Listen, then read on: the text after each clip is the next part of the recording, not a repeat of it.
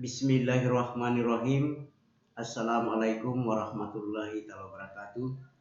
Berjumpa lagi dengan saya Bapak Claude Farurazi SPD MMPD pada pertemuan yang kelima kalinya dengan saya dalam pembelajaran fisika lanjutan.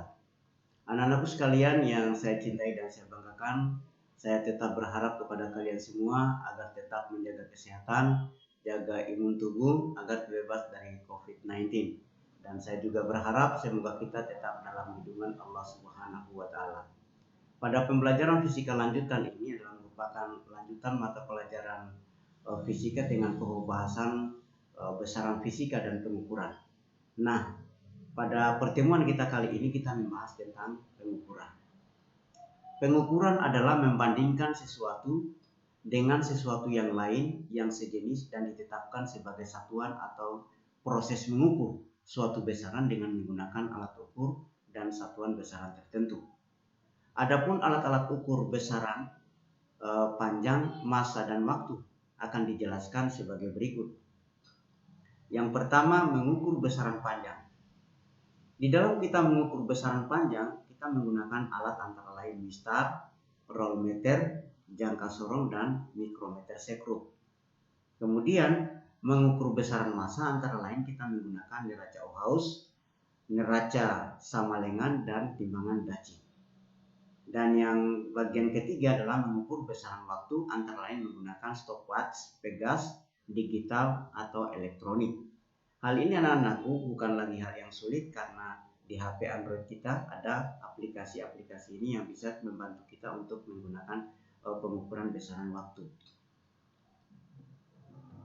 Saya awali untuk pengukuran pada besaran-besaran panjang, maka dilakukan dengan pengukuran jangka sorong. Jangka sorong adalah alat ukur yang mampu mengukur kedalaman maupun diameter dalam suatu objek dengan tingkat akurasi dan presisi yang sangat baik. Setengah dari nilai NST atau batas ketelitian 0,01 cm adalah sama dengan plus minus 0,05 cm. Hasil pengukuran dari ketiga fungsi alat tersebut dibaca dengan cara yang sama. Nah, ini ada gambar yang saya tampilkan, yaitu gambar dari sebuah jangka sorong. Nah, pada gambar ini tertera keterangan-keterangan dari fungsi-fungsi daripada alat tersebut. Seperti ada di sini kita kenal ada rahang tetap. Nah, rahang tetap di atas dan rahang tetap di bawah. Artinya rahang ini tidak bisa digeser. Tidak bisa digeser. Sedangkan rahang sorong ini, rahang sorong atas maupun rahang sorong bawah, ini sifatnya dia bisa dimajukan atau dimundurkan. Kemudian pada jangka sorong juga terdapat namanya tombol penguji, yaitu pada skala Romeus ketika pengukuran sudah tepat maka kita kancing supaya tidak berubah pengukuran kita. Nah, kemudian ada namanya tangkai ukur kedalaman. Jadi di sini misalnya kalau kedalaman sebuah pipa dalam ukuran kecil dapat diukur dengan menggunakan tombol ini. Jadi tangkai ukur kedalaman. Ya. Keterangan-keterangan daripada jangka sorong ini anak-anakku harus dimengerti fungsi daripada bagian-bagian daripada alat jangka sorong ini. Nah, supaya meningkatkan pemahaman anak-anakku, maka pada kesempatan ini saya berikan contoh tentang bagaimana aplikasi daripada jangka sorong di dalam kita melakukan pengukuran. Nah, di sini ada sebuah contoh digambarkan, yang di atas ini adalah skala utama, sedangkan yang di bawah adalah skala Romeus. Nah, skala utama ini memiliki skala sebanyak 10. Jadi panjangnya ini 9 mm dibagi dalam 10 skala. Dan pada akhirnya melahirkan nilai NST 0,01 sebagai batas ketelitiannya. Nah, untuk peningkatan akurasi atau presisi, maka kita diambil nilai setengah dari nilai NST atau batas ketelitian itu sehingga melahirkan plus minus 0,05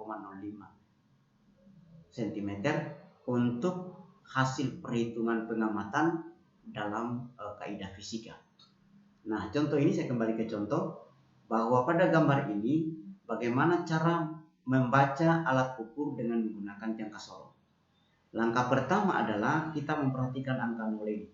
Angka 0 ini dia menunjuk skala atau angka berapa pada skala utama yang di atas. Nah, ini adalah 1 sampai 2. Jadi 1, 1,1, 1,2, 1,3 dan seterusnya. Nah, di sini angka 0 tepat menunjuk angka 1,2. Nah, inilah yang kita catat. Catatan pertama atau pengamatan pertama 1,2. Langkah yang kedua adalah kita berhitung dari angka 0 ini, kita mencari garis yang berimpit. Garis yang berimpit antara skala nonius dengan skala utama. Nah, dari sini jelas sekali ditunjukkan dalam gambar. Kita berhitung dari 0, 1, 2, 3, 4 pada garis yang keempat. Maka kita tandai di sini berimpit pada garis yang keempat. Jadi pada garis yang keempat ini selanjutnya angka 4 ini dikalikan dengan harga atau nilai NST-nya, yaitu 0,01. Nah, pembacaan daripada skala jangka sorong berdasarkan gambar ini dapat ditunjukkan seperti ini. Pembacaan skala pertama adalah kita memperhatikan angka 0 menunjuk angka berapa pada skala utama. Ternyata dia menunjuk angka 1,2, dituliskan di sini. Kemudian ditambah dengan 4 karena dia berimpit pada garis yang keempat. Kemudian dikalikan dengan NST atau batas ketelitian daripada jangka sorong. Batas ketelitiannya adalah 0,01. Maka dari sini kita perkalikan 4 kali 0,01 sama dengan 0,04 ditambah dengan 1,2. Maka hasil pengukuran kita adalah sama dengan 1,24 cm.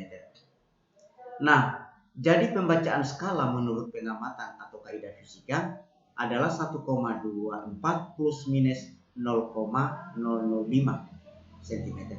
Nah, karena dari angka ini belum seimbang tentang angka di belakang koma, ini 2 sedangkan ini 3. Maka penulisannya berdasarkan kaidah fisika kita tuliskan seperti ini. 1,240 plus minus 0,005. Nah, kenapa saya tuliskan seperti ini? Karena di dalam soal-soal EBTANAS atau ujian biasanya kalau menggunakan angka atau hasil pengukuran langsung, maka kita tinggal checklist seperti ini, 1,24 cm. Tetapi pada pilihan-pilihan jawaban A, B, C biasa dituliskan seperti ini.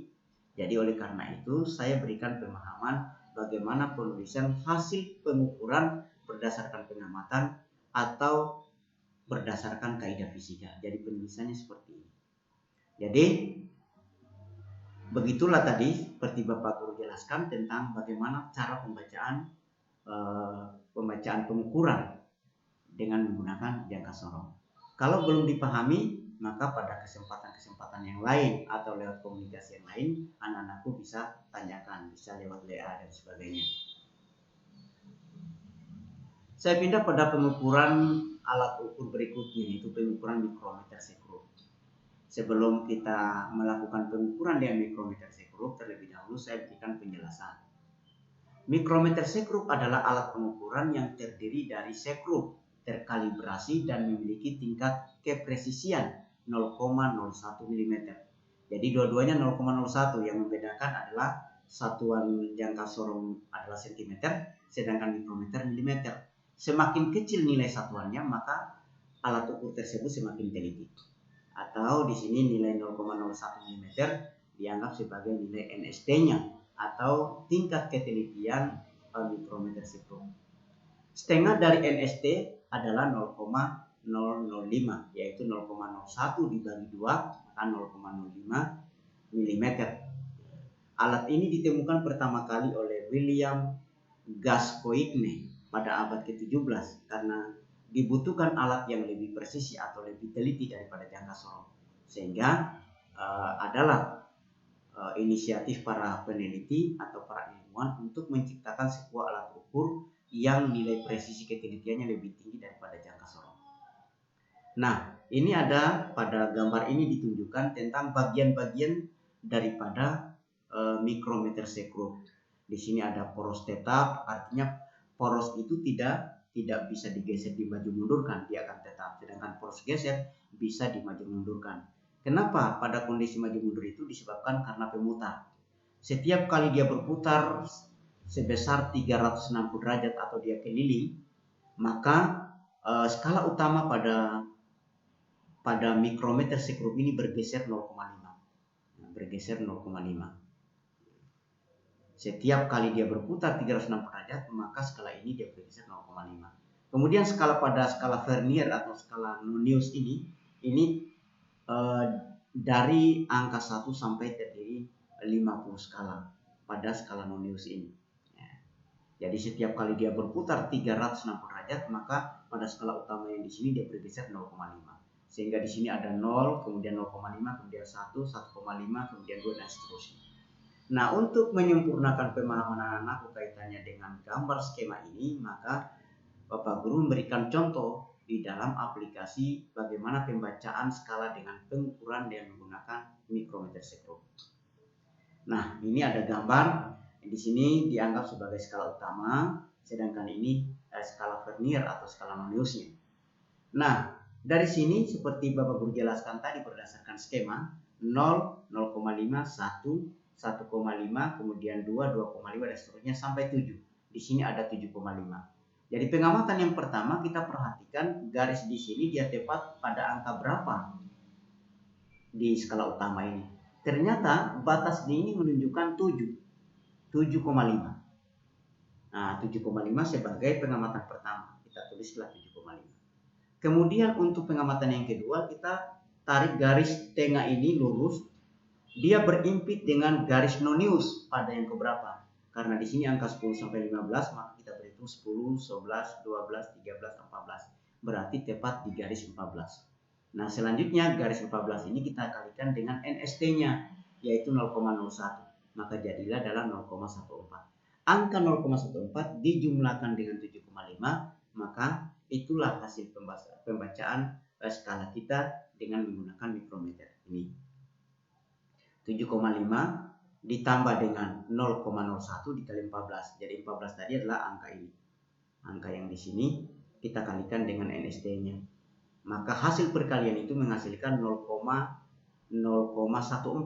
Jadi 0,14 ditambahkan dengan 7,5, maka didapatkanlah hasil 7,64. Itulah hasil pembacaan skala.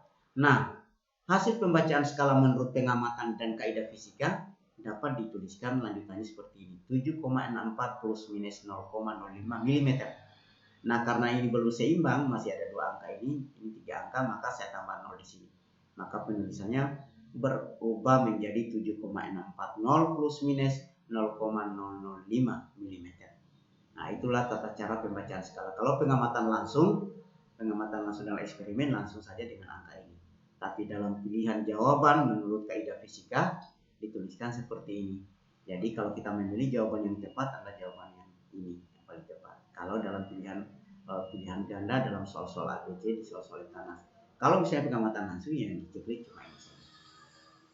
Nah, kalau misalnya masih kurang dipahami dalam penjelasan Pak Guru ini, maka bisa ditanyakan juga lewat komunikasi yang lain seperti apa yang saya harapkan ketika saya menerangkan tentang pengukuran dengan jangka sorong. Kemudian pengukuran yang ketiga adalah pengukuran dengan neraca Ohaus. Apa itu neraca Ohaus? Neraca Ohaus adalah salah satu alat ukur massa benda yang memiliki telitian 0,01 gram. Prinsip kerja dari neraca ini sebenarnya hanya sekedar membandingkan massa benda yang akan diukur dengan alat timbangan. Nah, ini ada gambar yang Pak Guru tampilkan, yaitu tentang neraca 3 lengan. Jadi sinar 3 lengan. Kemudian tempat timbangannya diletakkan di sini. Setelah tempat timbang yang ditimbang diletakkan, ada namanya tombol kalibrasi di sini. Kemudian lengan neraca. Lengan neraca di sini kita geser, maka sesuai dengan kesetimbangannya maka akan menunjuk angka-angka tertentu. Nah, garis kesetimbangan di titik 0. Nah, untuk menambah pemahaman anak-anak, maka saya tampilkan ada contoh di sini. Misalnya dari setelah tempat timbangan ada bebannya yang akan kita timbang, maka pada masing-masing lengan neraca ini akan menunjuk angka sampai terlihat titik seimbang. Misalnya lengan pertama dia menunjuk angka 200 seperti ini, kemudian lengan kedua 80, maka lengan ketiga dan lengan ketiga seperti ini adalah 3,6. maka hasil pembacaan skalanya itu tinggal menjumlahkan lengan 1 ditambah lengan 2 ditambah lengan 3.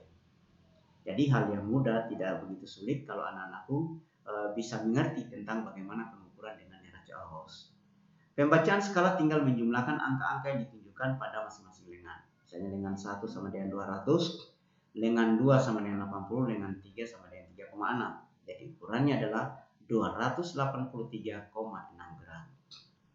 Nah, itulah penjelasan dari saya tentang pengukuran alat fisika, baik itu pengukuran dengan menggunakan jangka sorong maupun menggunakan mikrometer sekrup maupun dengan neraca Gauss lengan 3. Maka saya sangat berharap kepada seluruh anak-anakku, semoga penjelasan Pak Guru tadi dapat memberi pemahaman pada kalian semua dalam pembacaan skala, sehingga ketika kita berada di laboratorium dengan menggunakan pengukuran dari hasil pengukuran alat ukur yang ketiga tadi, anak-anakku tidak ragu lagi dan bisa melakukannya.